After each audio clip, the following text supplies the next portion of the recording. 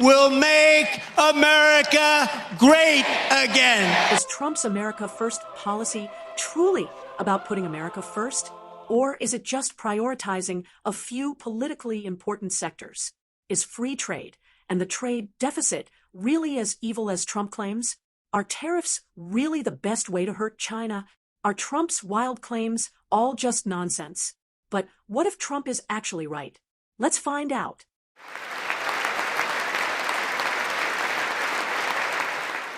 Currently, stock markets in the US and around the world are in turmoil, or rather, they're sinking.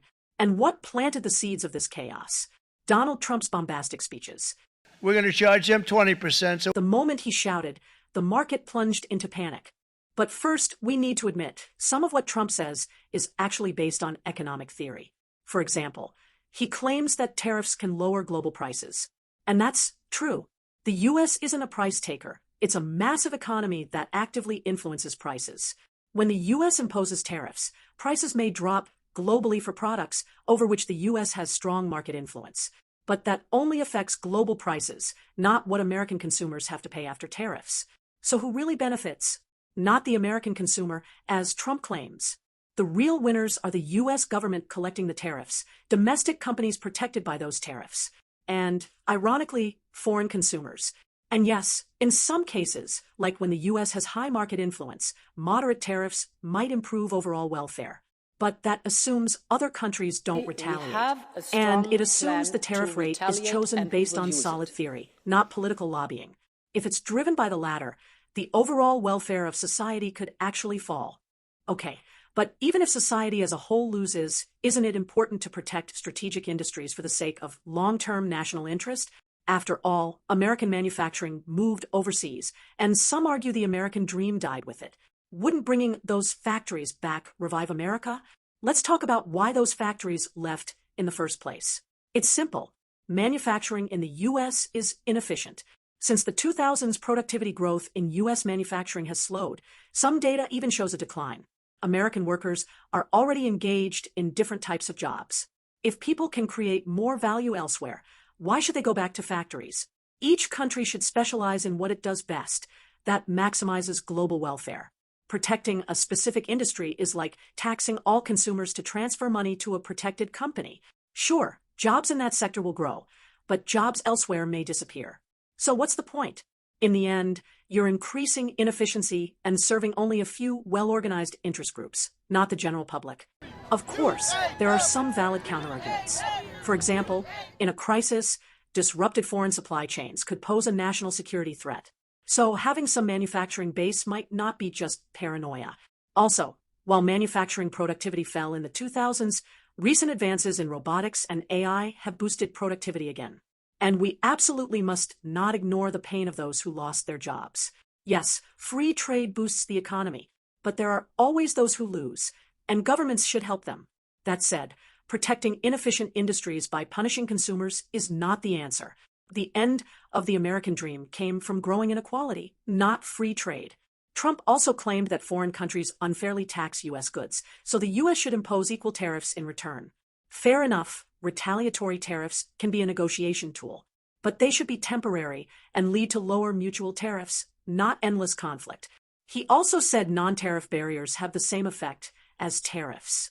The non-monetary barriers were worse than the monetary ones. And he's right. Japan's K-car regulations and subsidies, for example, protect domestic brands to the point where they own 93.4% of that market. But guess what? The U.S. has NTBs too, like the sugar quota, which protects a handful of American producers while harming consumers and foreign suppliers. So yes, NTBs abroad should go, but so should America's. Free trade works both ways. Now, let's get to one of Trump's most dramatic claims. That America's trade deficit is a disaster, and that tariffs are needed to fix it. Is that true? They've taken so much of our wealth away from us. We're not going to let that happen. First, Trump breaks down the trade deficit like this. Imports times tariff rate equal tax revenue. So, raise tariffs, collect more money, deficit gone. Then he says generously, he only used half the rate for his calculation. Honestly, I don't even want to ask what theory supports that formula. Let's focus on this. Is fixing the trade deficit even necessary? despite what many think, trade deficits are not inherently bad. Let me explain. With Pokemon, let's say I have 2 Pikachus, and my little brother has 2 Bulbasaurs. We trade. Now I have a Bulbasaur, and he has a Pikachu. We're both happier. But wait, I've just posted a 100% Pikachu trade deficit. Disaster. Or not. I have what I wanted. Why should I keep 2 Pikachus if I don't need them? A mix of Pikachu and Bulbasaur makes me happier. It's the same with trade. You got goods. Money is only useful if you can buy something with it. Yes, deficit sounds scary, but most economists agree. Trade deficits aren't like corporate deficits. They're usually not a problem. Just look at Japan. Despite regular current account surpluses, it's been stuck in long-term stagnation. Now, let's talk a bit more about the current account. There's a counterintuitive but accurate accounting identity at play here. In simple terms, a current account deficit is just the result of a budget deficit, low savings, and high investment. So if the Trump administration truly wanted to fix the current account deficit, they'd need to stop cutting taxes, reduce government spending, and increase national savings. And ironically, they'd also need to stop pushing companies to build more factories at home, because encouraging domestic investment only widens the deficit. Whether fixing the deficit is even the right goal is a whole other question. Now, Trump isn't the only one skeptical of free trade. Many people are. But the fact is, free trade is one of the biggest drivers of global GDP growth. Trump argued that the Great Depression wouldn't have happened if high tariffs had been kept in place. But in reality, the opposite is true. Back then, many countries were on the gold standard, this limited monetary policy, and made them obsessed with fixing trade deficits. That led to protectionism, shrinking demand, and eventually the Great Depression. Today, trade makes up about 63% of global GDP. Let's wrap things up with a quick note on the trade war with China.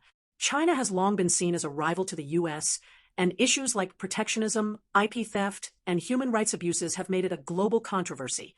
Trump's administration responded with extremely high tariffs, up to 84%. And while this did lower China's share of exports to the U.S., it also pushed China to find workarounds through other countries.